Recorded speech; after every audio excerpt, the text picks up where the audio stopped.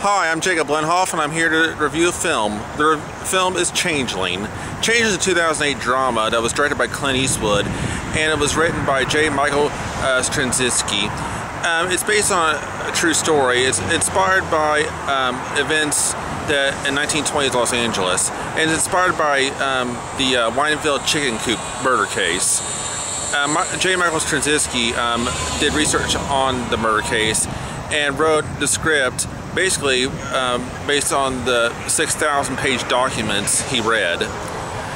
The film stars Angelina, Jolie, John Malkovich, and Colin Fear, and also it stars Amy Ryan. Ron Howard was originally intended to direct Changeling, but scheduling conflicts forced him to step aside, and Eastwood was hired to direct. And he does a very fantastic job. Let's talk about Changeling. Angelina Jolie stars as Christine Collins, a young woman, a young single mother who lives with her son Walter in 1928 Los Angeles. She comes home from work one day and finds that he is missing. So she can't find him anywhere, and she alerts authorities and everything, and just all hell breaks loose.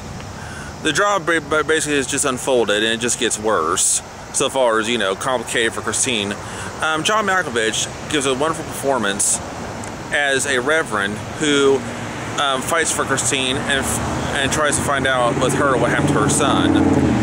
Well, several months go by, and the LAPD call Christine basically and tell her they found her son alive.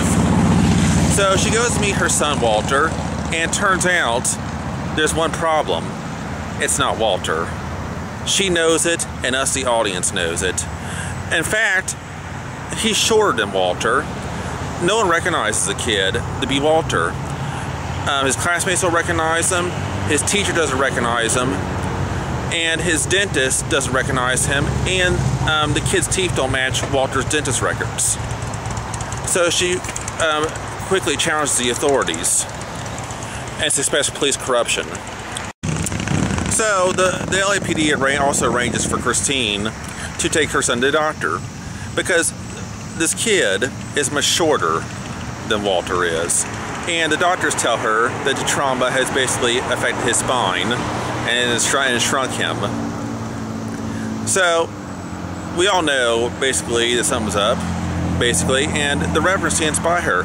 Christine, Angelina Jolie's character, even has signed letters from the dentist and the teacher, Walter's teacher, saying it's not Walter.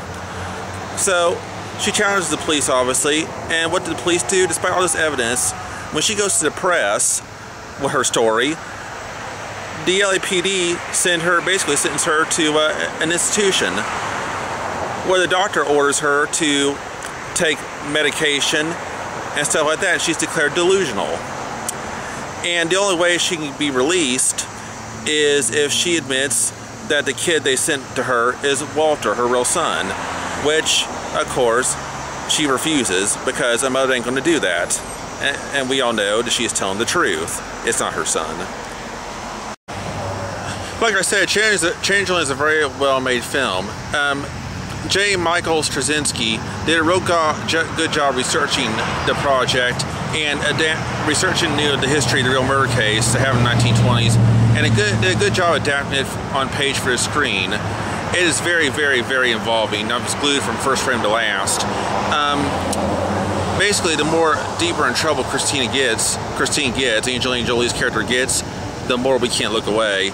I mean, you're literally glued. He did a good job, with the pacing. And the dialogue was great. The characters and the actors interact wonderfully. The dialogue was fresh. There's good chemistry with all the actors. Clint Eastwood knows definitely how to direct his actors. There's no disputing that. To my opinion, in this film, Changeling, Angelina Jolie gives the best performance of her career.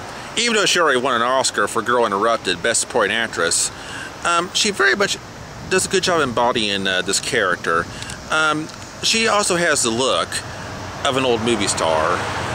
She kind of looks like a woman that could have lived back in the 1920s or 1930s, been a movie star back then and everything. She has that perfect old movie star look. I think she's generally underappreciated as an actress because she's such a sex symbol and she's on all these like sexiest women issues and everything like that, and she's always you know, praised for her good looks, and people like that don't get as much credit as they deserve for acting. I mean, look at Marilyn Monroe or Tom Cruise or whatever. I mean, they don't give enough credit for their acting just because they got like a poster kind of status. But she embodies this character real well as a woman who will fight the police force despite everyone being against her when she knows that she believes what the truth is. You got to remember, this is 1928 when this was set. It's not 1920. I mean, 1928 is when this was set, and women were allowed to vote. I mean, women were only allowed to vote for about 8 years. I mean, they passed, gave women the right to vote. They passed a law that gave women the right to vote in 1920. So this is only 8 years later.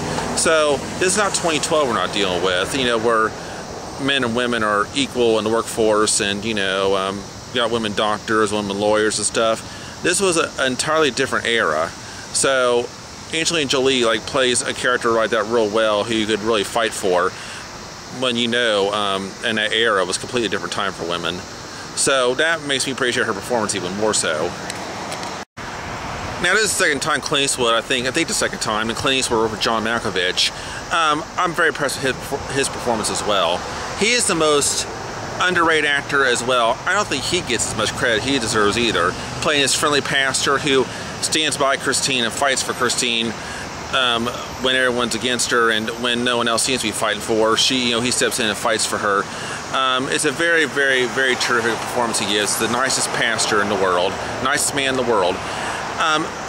Him and Clint Eastwood made a movie. Clint Eastwood and John Malkovich starred in a movie in the early 90s called In the Line of Fire, where he played a psychopath. John Malkovich played a psychopath that was going to assassinate the president, and Clint Eastwood had played a Secret Service man who had to stop him. Malkovich was absolutely chilling as the killer. I mean, he would literally give you nightmares in that role. He was, the way he spoke, the way he acted, the way he dressed, the way he wore his glasses. I mean, he was a true psychopath in that film.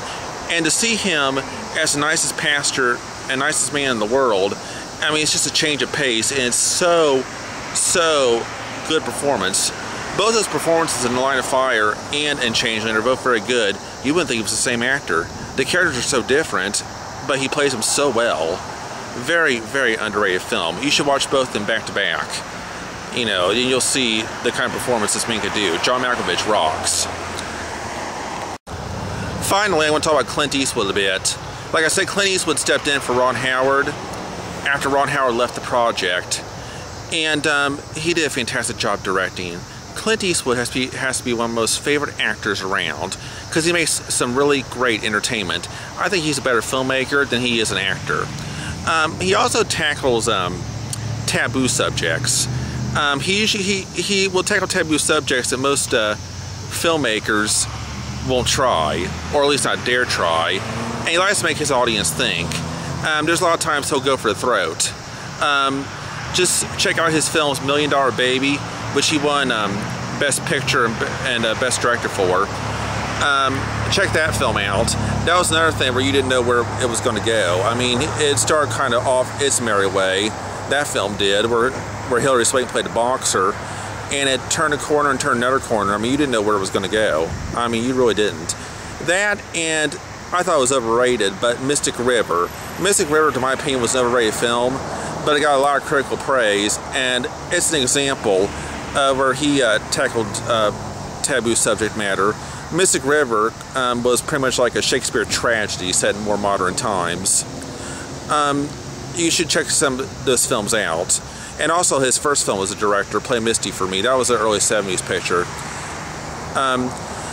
But yeah, he's one of my most favorite filmmakers today. He's won 4 Oscars, 2 Best Director and 2 Best Pictures for Unforgiven and $1 Million Baby. And my personal opinion, damn well deserves them. I mean, he's a great filmmaker, and he only gets better with the older he gets. He's 80 years old, and he still just turns out one great film after another. So, check it out. Check out Changeling. Be forewarned, it's very deserving of an R rating, if not NC-17, and it's very intense. It's not for young children, but it's very well made, with a fantastic performance by Angelina Jolie as the main star. I'm Jacob Lenhoff.